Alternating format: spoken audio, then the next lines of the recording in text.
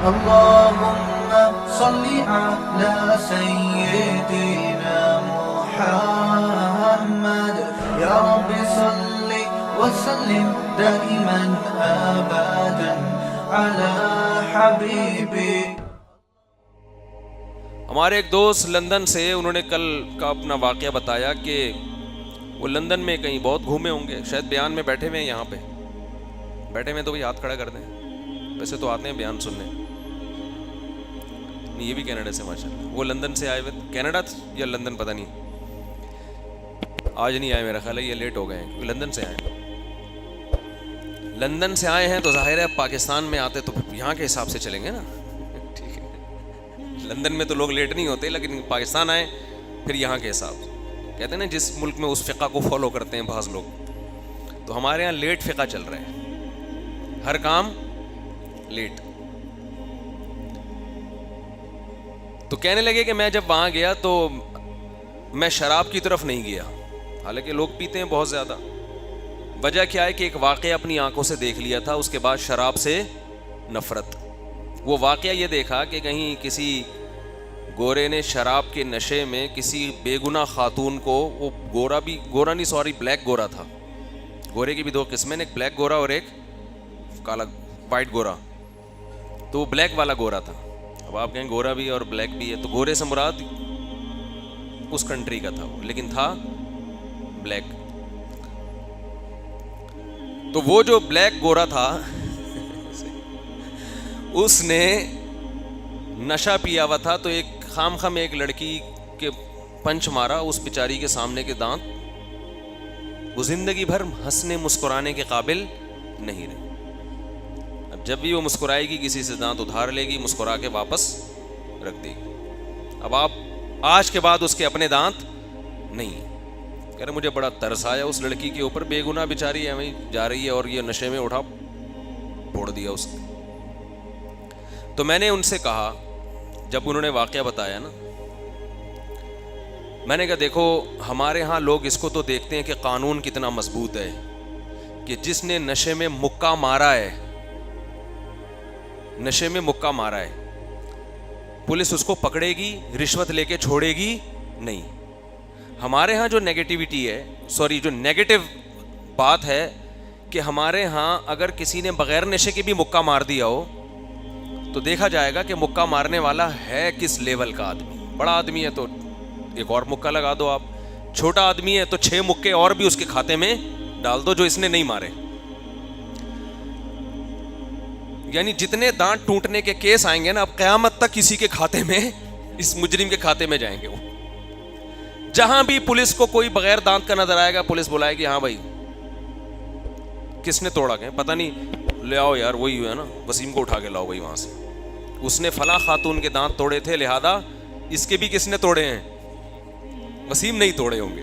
ہمارے محلے میں بچپن میں ایک شخص نے چوری کی، لڑکا تھا نوجوان، بنگلے میں وہ لوگ مالک مکان گیا ہوا تھا کہیں 2-3 مہینوں کے لیے، تو یہ لوگ گئے وہاں چوری کر کے آ گئے، پکڑے گئے. بعد میں اس نے توبہ کر لی، تو مجھے ملا، کہہ رہے ہیں مفتی صاحب میں نے توبہ کر لی ہے لیکن پولیس والے مجھے توبہ کرنے دے نہیں رہے. میں نے کہا کیوں؟ کہہ رہے ہیں یار اب جہاں بھی کہیں چوری ہوتی ہے سب سے پہلے مجھے اٹھا کے بلا وجہ چترول لگا کے اکھلواتے ہیں کہ تو نے تو نہیں کی، پھر ثابت ہو جاتا ہے نہیں کی تو چھوڑ دیتے ہیں. کہہ رہے وہ چترول تو سمجھ میں آ رہے تھے، یہ والے کس کام کے چترول ہے بھائی؟ جہاں چوری ہوگی پہلے احتیاطاً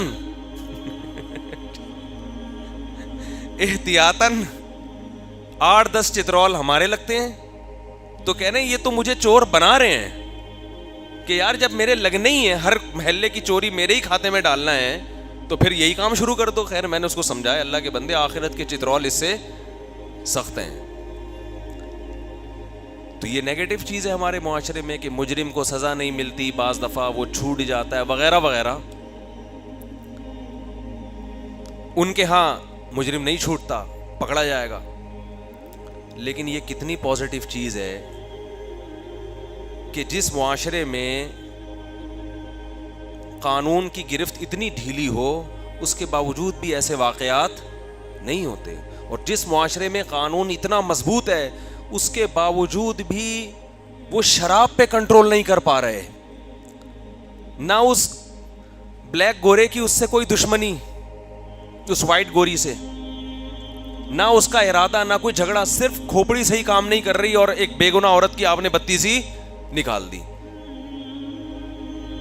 تو یہ فالٹ کہاں سے آیا ہے؟ مذہب نہ ہونے سے آیا ہے کہ اتنے دنیا کے بڑے بڑے ذہین لوگ اور اتنے پڑھے لکھے اور ایجوکیٹڈ لوگ جنہوں نے پولیس کو بھی کنٹرول کیا ہوا ہے, مگر وہ جرائم کو کنٹرول کرنے سے عاجز ہیں, شراب پہ پابندی نہیں لگا سکتے. دیکھ رہے ہیں کہ یار اتنا بڑا فالٹ ہے, اتنا بڑا انسانیت کے نام پہ بدنما داغ ہے یہ شراب, کہ ایک آدمی پینے کے بعد ایسا بہکتا ہے کہ اسے پتہ نہیں چل رہا ہوتا کہ میں سامنے والے کے ساتھ کیا کر رہا ہوں. وہ تو شکر ہے مکہ تھا, ہاتھ میں کوئی پسٹل نہیں تھی, کوئی چاقو نہیں تھا, ورنہ گلا کاٹ دیتا اس کا. تو میں نے کہا یہ ایک نیگیٹو ہے اور ایک پازیٹو. پازیٹو یہ کہ قانون مضبوط ہے, نیگیٹو یہ کہ اتنا مضبوط ہو کے بھی ایک آدمی نے اگلے کا جبڑا پھاڑ دیا. تو انہوں نے فرمایا آگے سنیں ہوا کیا. ہم تو اپنا تبصرہ پارسل کر دیا تھا نا. تو انہوں نے کہا آگے سنیں ہوا یہ ہے کہ اس بلیک کو سزا نہیں ملی. لو بھائی, کیوں نہیں ملی بھائی اس بلیک کو؟ اس وائٹ بلیک گورے کو سزا کیوں نہیں ملی؟ اس لیے کہ وہ تو نشے میں تھا, اس کا قصور نہیں, جان کر تھوڑی کیا, اگلے کے دانت بھی گئے. یہ جب انسانی عقل قانون بناتی ہے تو اس کا یہ حال ہوتا ہے. پی کے آپ نے بندہ مار دیا, پی کے آپ نے ہو سکتا ہے 2-4 چترول یا کوئی جرمانہ تھوڑا بہت لگا ہو, کوئی وہ کیس نہیں بنا جو سچی مچی جاگتی حالت میں جب دانت توڑنے پہ کیس بنتا ہے. اسلام میں آپ شراب پی کے کوئی جرم کریں یا بغیر شراب کے کوئی جرم کریں, دونوں میں کوئی فرق بولو نہیں ہے. آپ نے نشے میں بندہ مار دیا تو شریعت کہتی ہے کہ جس بندے کو قتل کیا ہے اس کے وارثین آپ سے قصاص لیں گے, بالکل اسی طرح جیسے شراب کے نشے کے بغیر کسی نے بندہ مارا ہو. اس لیے کہ فقہا کہتے ہیں کہ ٹھیک ہے ابھی اس کا دماغ کام نہیں کر رہا تھا, شراب پینے سے پہلے تو دماغ کام کر رہا تھا نا, کہ میں پی کے کچھ بھی کر سکتا ہوں. بات آ رہی ہے سمجھ میں؟ ابھی دماغ کام نہیں کر رہا ہے کہ بندہ مار دیا اس نے. پینے سے پہلے تو پتا تھا کہ کتنے لوگ شراب پی کے بندے مار چکے ہیں, کتنے لوگ شراب پی کے ایکسیڈنٹ کر چکے ہیں, کتنے لوگ شراب پی کے دانت توڑ چکے ہیں. تو پینے سے پہلے کیا اس کو یہ ہوش نہیں تھا کہ میں پیوں گا تو کچھ بھی ہو سکتا ہے؟ لہذا اسلام میں شراب پی کے جرم کرنا اور شراب پیے بغیر جرم کرنا, ان دونوں کی نوعیت میں کوئی فرق نہیں ہے. لیکن انہوں نے اس قانون, اب میں آپ کو بتا رہا ہوں کہ ایسا قانون کیوں نہیں بنایا کہ پی کے دانت توڑنے والے کا حکم کچھ اور, بغیر پی کے دانت توڑنے والے کا حکم کچھ اور. کیونکہ خود بھی پیتے ہیں, انہیں پتا ہے کہ آج اس نے پی کے کچھ بندے کو مار دیا تو کل یہ اسمبلی میں بیٹھے ہوئے لوگوں کے ساتھ بھی ہو سکتا ہے. اس کا اصل حل یہ تھا کہ شراب پہ پابندی لگائی جائے, مگر کسی کا باپ بھی شراب پہ پابندی نہیں لگا سکتا, کیونکہ پابندی لگانے کے لیے جو موٹیویشن چاہیے وہ مذہب کے علاوہ کوئی نہیں دیتا ہے. نہیں آ رہی میرا خیال ہے بات سمجھ میں؟ محمد صلی اللہ علیہ وسلم نے ایک دفعہ اعلان کیا تھا مدینہ کی گلیوں میں کہ شراب پر پابندی ہے. عرب صدیوں سے شراب پیتے آ رہے تھے اور ان کی شرابیں بھی ایسی نہیں ہوتی تھی جیسی آج. انگور اور کھجور کی پکی شرابیں جو بہت زیادہ نشہ آور ہوتی ہیں. فقہا نے انگور کھجور کی شراب کا حکم الگ بیان کیا ہے, انگور کھجور کے علاوہ شراب کا حکم الگ بیان کیا ہے. شرابوں کے عادی تھے, مگر ادھر نبی صلی اللہ علیہ وسلم نے اعلان کیا اور مدینہ کی گلیوں میں شراب کے مٹکے بہا دیے صحابہ کرام نے. اور آپ صلی اللہ علیہ وسلم نے صرف شراب کو حرام نہیں کیا, فرمایا جن برتنوں میں شراب پی جاتی تھی ان برتن کو دھو کر استعمال کرنے کی بھی اجازت نہیں ہے. جن مٹکوں میں شراب بنتی تھی ان مٹکوں کو بھی توڑنے کا حکم دیا آپ نے. وہ دن جو آیت قرآن کی نازل ہوئی ہے, انما الخمر والمیسر والانصاب والازلام رجس من عمل الشیطان, اے ایمان والو شراب اور جوا یہ ناپاک ہے, شیطان کا عمل ہے, فاجتنبوہ اس سے بچو.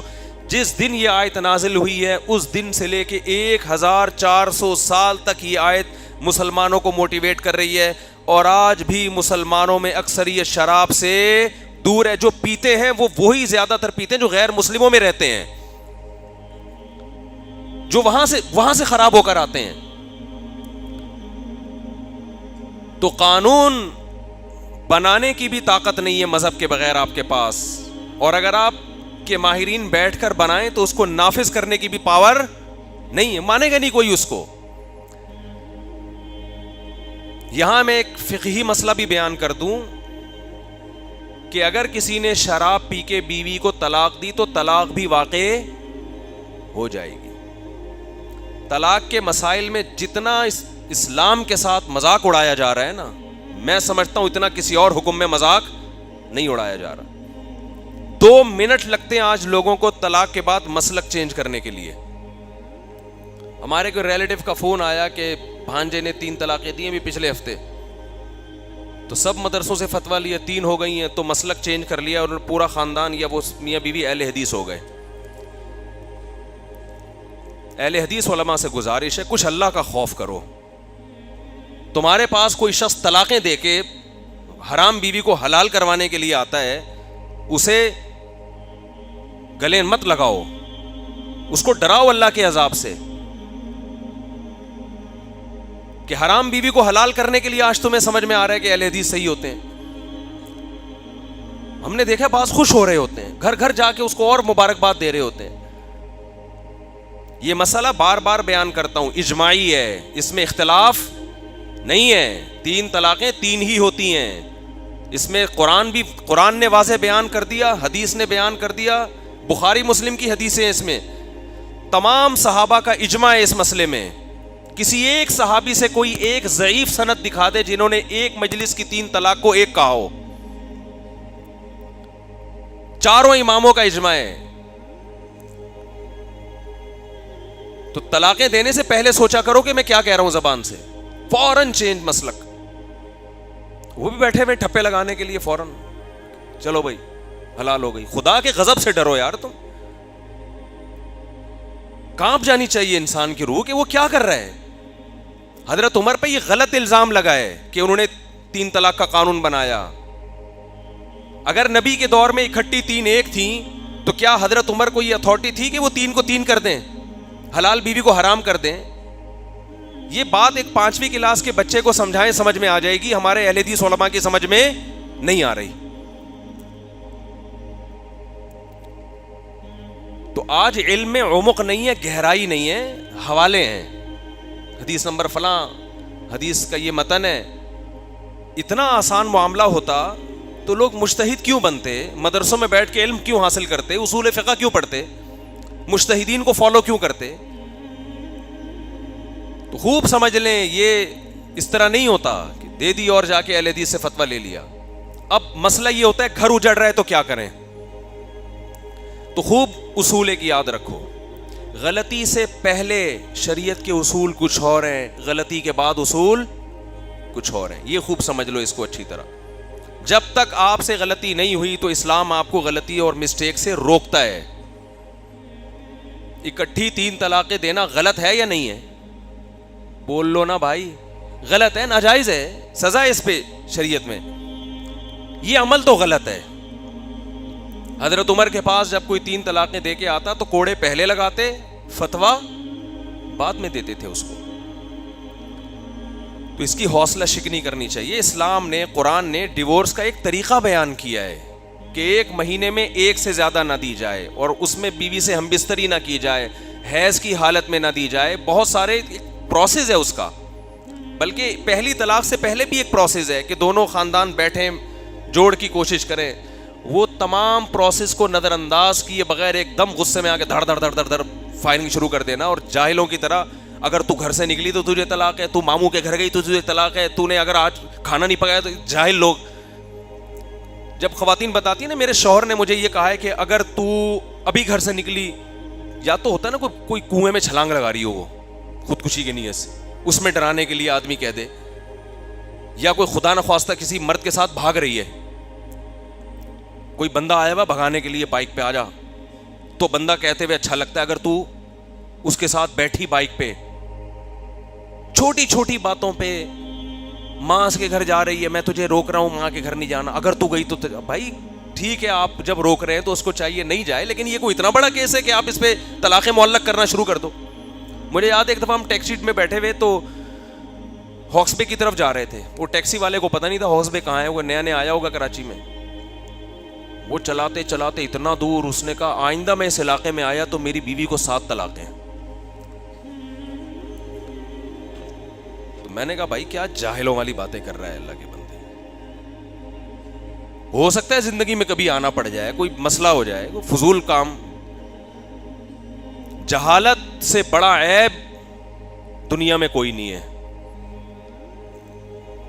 تو طلاق معلق کر رہے ہوتے ہیں نا, اگر یوں کر لیا. ایک صاحب کی بیٹی کے لیے ایک بندے, میں نے اپنی زندگی میں جو پہلا فتویٰ لکھا نا سن 2000 میں, وہاں اس وقت میں نے فتوے لکھنا شروع کیے. تو جو پورے ملک میں ڈاک آتی ہے وہ پھر اس کے جوابات لکھے جاتے ہیں. تو پہلا فتویٰ یہ تھا کہ ایک صاحب نے کہا میری بیٹی کا رشتہ مانگا ہے فلاں نے. میں نے کہا اگر میں نے اپنی بیٹی کا رشتہ تجھے دے دیا تو میری بیوی کو طلاق. ارے تو ویسا ہی منع کر دے یار, کہ آپ مجھے بالکل بھی پسند, وہ سن لیں دوبارہ, بالکل بھی پسند نہیں آئے والا. آپ ویسے ہی کہہ دو کہ بھائی آپ مجھے بالکل بھی پسند نہیں آئے, کیا آپ چھوڑو بس, وہ وہاں چلا جاتا ہے دماغ پہ. بالکل بھی پسند نہیں آیا آپ, یہ کہہ دیتے نا آپ اس کو. وہ نئے نئے لوگ آئے ہوئے ہیں, سنانے دیں یار تھوڑا سا.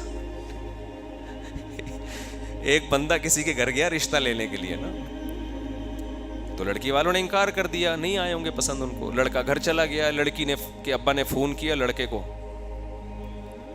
لڑکا تھوڑا خوش کہ یار دوبارہ رابطہ کر رہے ہیں, شاید کوئی امید ہو گئی ہو. جی انکل فرمائیے. بیٹا میں نے آپ کو یہ بتانا تھا کہ آپ مجھے بالکل بھی پسند نہیں آئے. اس نے کہا ٹھیک ہے انکل, وہ تو آپ نے اسی وقت انکار کر دیا تھا, لیکن بیٹا میں ذرا ڈیفائن کرنا چاہ رہا تھا اس کو. ہو سکتا ہے آپ کسی کنفیوژن میں ہو کہ میں نے انکار کیوں کیا. کچھ خوبی ہوگی آپ کے اندر, کچھ خامیاں ہوں گی, تو کچھ خامیاں دیکھ کر خوبیاں, وہ خامیاں زیادہ. تو ایسا نہیں ہے. اصل وجہ ہے کہ آپ مجھے بالکل بھی پسند, کہیں سے بھی پسند نہیں آئے. نہ بات کا اسٹائل, نہ کھانے کا اسٹائل, نہ آپ کی پرسنالٹی, نہ آپ کی تنخواہ, نہ آپ کا خاندان. وہ بیچارہ وہ غصہ آنے لگا, اس کو کہہ رہے ٹھیک ہے انکل کوئی بات نہیں, انکار کر دیا, لیکن بیٹا میں آپ کو پھر بتا دوں کہ آپ مجھے کہیں سے بھی پسند نہیں ہے. اس نے کہا چلے میری وائف سے بھی بات کر لیں. تو اب اس کو تھوڑی امید ہو گئی شاید یار وہ کوئی پازیٹیو بات کرے نا. فون اٹھایا, جی بیٹا, جی آنٹی فرمائیے کیا. بیٹا میں یہ بتانا چاہ رہی تھی کہ مجھے بھی آپ بالکل پسند نہیں ہے. کہیں آپ یہ سمجھیں کہ میرے شوہر کو نہ آئے اور مجھے آ گئے ہوں, تو میں آپ کو اس کنفیوژن میں رکھنا نہیں چاہتی. مجھے بھی آپ بالکل پسند نہیں آئے. پھر بچی سے بھی بات کرا دی کہ مجھے بھی پسند نہیں آئے. تو وہ پھر گالیاں دینا شروع کی اس نے. یہی حال جہلم میں ہوا ہے. میرا جہاز پہ جانا انجینئر صاحب کو بالکل بھی پسند نہیں آئے. ویسے وہ بیٹھنے کے لیے تیار تھے, انہوں نے تو خود کہا تھا جب قیامت تک کے لیے ٹائم ہے, جب چاہو آ جاؤ. لیکن مجھ سے کچھ غلطیاں ایسی ہوئی جو انجینئر صاحب کو بالکل بھی پسند نہیں تھی. انہوں نے کہا میں اس وجہ سے آپ کے ساتھ نہیں بیٹھا کہ کتابوں کا بورا لانا مجھے بالکل پسند نہیں, 6 آدمی لے کر آنا مجھے بالکل بھی پسند نہیں آیا. یہ بار بار نا 2 گھنٹے میں یہ ریپیٹ کیا انہوں نے. اور آپ کا رات کو 2 بجے کلپ اپلوڈ کرنا مجھے بالکل بھی پسند. تو بہت ساری چیزیں. آئندہ اگر کوئی ان سے ملاقات کے لیے جائے تو پہلے ایک لسٹ لکھوائے کہ انجینئر صاحب آپ کو جو چیزیں بالکل بھی پسند نہیں ہیں وہ اللہ کا واسطہ لکھ دیں, لیکن وہ اتنی زیادہ ہوں گی کہ آپ ان سے کہیں کہ صرف یہ لکھ دو پسند کیا کیا ہے آپ کو, تاکہ ہم ان چیزوں کا خیال کریں. بہت ساری چیزیں ان کو بالکل بھی پسند نہیں ہیں. تو خیر کہاں بات چل رہی تھی یار, وہ بات کیا چل رہی تھی, وہ میں عرض کر رہا تھا کہ غلطی سے پہلے, کیونکہ بہت لوگ دے دیتے ہیں یہ کام کر لیتے ہیں, تو دیکھو غلطی سے پہلے کے اصول کچھ اور غلطی کے بعد کے اصول کچھ. پہلے تو اصول یہ ہے کہ غلط ہے یہ طریقہ, اسلام نے پابندی لگائی ہے. طلاق معلق کر دینا, یوں کیا تو اپنی ٹھڑک بیوی پہ کیوں نکال رہے ہو یار. کسی کے رشتہ دیا تو اس کو طلاق, دوبارہ ہاکس میں گیا تو یہ جہالت کی باتیں ہیں. تو طلاق کے لفظ کو ڈکشنری سے نکال دو. دھمکیاں دینا یہ اچھے خاندانی ہونے کی علامت نہیں. خاندانی لوگوں کے گھروں میں یہ باتیں نہیں ہوتی.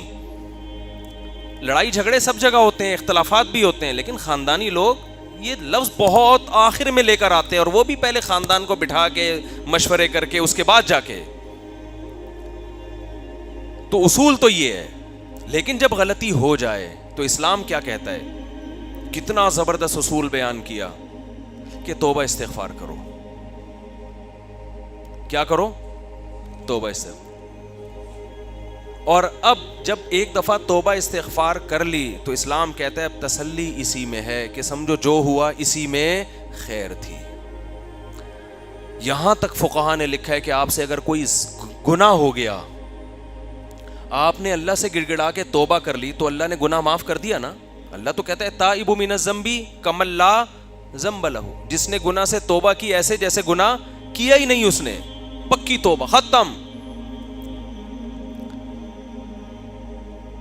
اب بار بار اگر شیطان آپ کو پریشان کرتا ہے نا کہ یار نہیں یہ تم نے کیا تھا تم غلط ہو, تو شیطان کو, کیونکہ اب شیطان پریشان کرے گا نا تو آپ کا پھر عبادت میں دل نہیں لگے گا. کیونکہ جب آدمی اپنے آپ کو سمجھتا ہے میں بندہ ہی غلط ہوں, تو پھر وہ کسی نیکی کی طرف اس کو موٹیویشن نیکی کی جب ملتی ہے جب انسان کو اس کی صلاحیتوں کو کہ بھائی تم یہ کر سکتے ہو, تم ایک اچھے انسان ہو, معاشرے کے تم بھی اچھے بن سکتے ہو. بعض دفعہ ماں باپ اپنے بچے کو بار بار ٹارچر کرتے, تو ہے ہی سالہ, شکل سے ایسا لگتا ہے تو کچھ بھی نہیں کر سکتا, دیکھنا, تو بچہ واقعی کسی کام کا نہیں نکلتا ہے. بعض دفعہ ابا نا اپنے بچے کو صبح و شام تانے ہی دے رہے ہوتے ہیں, ماں کے سامنے کہہ رہے ہوتے ہیں میں بتا دوں یہ دنیا میں کچھ نہیں کر سکتا, ہوتا ہے نا, میں بتا دوں, میں تمہیں بتا رہا ہوں یہ مجھے اس سے کوئی امیدیں نہیں ہیں. تو بچہ جب یہ سنتا ہے تو آہستہ آہستہ وہ کہتے ہیں ہم ہیں ہی دنیا میں خام خواہ میں پیدا ہو گئے. تو واقعی اس کو, بچے کو بھائی تھوڑی حوصلہ افزائی بھی کرنی پڑتی ہے کہ بیٹا یہ غلطی تم سے ہوئی ہے لیکن انشاءاللہ مجھے تم سے امیدیں بہت ہیں. بہت اس سے انسان کو حوصلہ ملتا ہے, تو اس کی خوبیوں کو ہائی لائٹ بھی تو کرنا چاہیے. تو اب جب گناہ ہو گیا, توبہ بھی کر لیا آپ نے, ندامت بھی ہو گئی, اللہ کہتا ہے میں نے کیا کر دیا, معاف. لیکن بعض لوگوں کو تقوی کا ہیضہ بھی ہوتا ہے. تقوی تو اچھی چیز ہے لیکن تقوی کا ہیضہ صحت کے لیے بہت نقصان دہ. وہ خام خواہ میں نا بس نہیں ہم سے یہ ہو گیا تھا, پتہ نہیں ہمارا کیا بنے گا, پتہ نہیں کیا بنے گا. اس کا مطلب تم اللہ سے کو چیلنج کر رہے ہو, گویا اللہ معاف کر ہی نہیں سکتا تمہیں, تم اللہ کی رحمت سے آگے نکلنے کی, یہ بھی ایک قسم کا تکبر ہے. علماء کہتے ہیں گناہ ہو گیا, اچھی توبہ کر لی, پکی سچی مچی کی ہو گئی, بھول جاؤ اس کو. پھر بھی اگر شیطان بار بار اس کے وسوسے ڈال رہا ہے تو علماء کہتے ہیں پھر انسان کو یہ سوچنا چاہیے بھائی مقدر میں ایسا ہی لکھا ہوا تھا, یہ تو ہو کے رہنا تھا بس. اور اس کے فائدوں پر غور کرو. فائدہ کیا, اس سے تواضع پیدا ہوئی ہے کہ بھائی ہم تو اتنے بڑے فنٹر نہیں ہیں, ہم سے تو غلطیاں بھی ہوتی ہیں. آدم علیہ السلام سے غلطی ہوئی, ان میں اور تواضع پیدا ہو گئی نا. کیا خیال ہے؟ بعض دفعہ تقوی سے تکبر بھی آ سکتا ہے. گنہگار میں تکبر کے چانسز, بول لو نا, کم ہے, یہ کیا جا رہا ہے اس میں, گناہ گار میں تکبر کے چانسز کیا ہوتے ہیں, تھوڑے کم ہوتے ہیں. بھائی ہماری تو ماضی ایسے گزرا, ہم کیا فخر کریں کسی کے سامنے. ٹھیک ہے اب بڑے فنٹر بنے ہوئے پھر رہے ہیں, لیکن ماضی میں تو ہم سے یہی ہو سکا ہے, اب تو ہم تو کسی فخر ہی نہیں کر سکتے. تو یہ پازیٹیو اس کا ایک وہ ہے. حدیث میں آتا ہے کہ اگر ساری دنیا کے سارے انسان گناہ مکمل چھوڑ کے نیک پرہیزگار بن جائیں, اللہ ان کو ختم کرے گا, ایسے لوگوں کو پیدا کرے گا جن سے گناہ ہو, اور پھر وہ اللہ سے توبہ کریں, گڑ گڑائیں. یہ گڑ گڑانا بھی اللہ کو پسند. اس کا مطلب نہیں کہ گناہ کرنا شروع کر دیں, یعنی گناہ سے توبہ کے وقت جو انسان گڑ گڑاتا ہے اور اس کی وجہ سے جو تواضع پیدا ہوتی ہے کہ اپنے آپ کو فنٹر نہیں سمجھتا, یہ ادا بھی اللہ کو پسند آتی ہے. تو اب دیکھو شریعت نے گناہ سے پہلے حکم دیا کہ بچو, ہو گیا تو پھر اس کے حکام چینج ہے.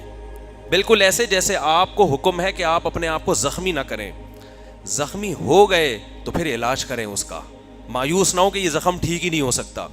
تو اسی طرح خوب سمجھ لو کہ جو لوگ اس طرح کر لیتے ہیں نا, دھڑ دھڑ دھڑ طلاقیں نکال دیں, تو پہلے تو ان کو سمجھایا جائے گا یہ عمل غلط ہے, لیکن اب ہو گیا ہے تو اسی توبہ استغفار کرے انسان, اور اسی میں کیا سمجھے, خیر. اسی میں کیا ہوگی, قرآن کہہ رہا ہے بہت سی چیزوں کو تم ناپسند کرتے ہو مگر اس میں تمہارے لیے خیر ہوتی ہے, بہت سی چیزوں کو تم پسند کرتے ہو مگر اس میں تمہارے لیے خیر نہیں ہوتی.